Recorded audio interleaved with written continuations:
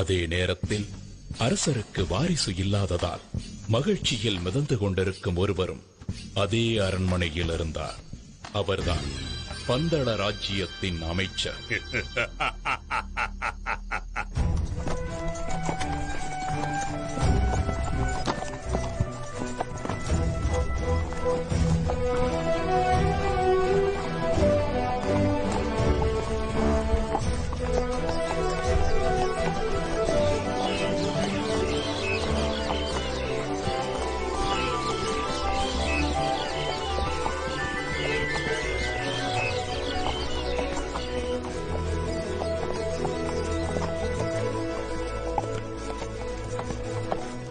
ஒரு நாள் மன்னர் ராஜசேகரன் அவரது அமைச்சர் மற்றும் பரிவாரங்களுடன் வேட்டைக்கு கிளம்பினார். அன்றைக்கு என்றுமில்லாத அதிசயமாக மனதில்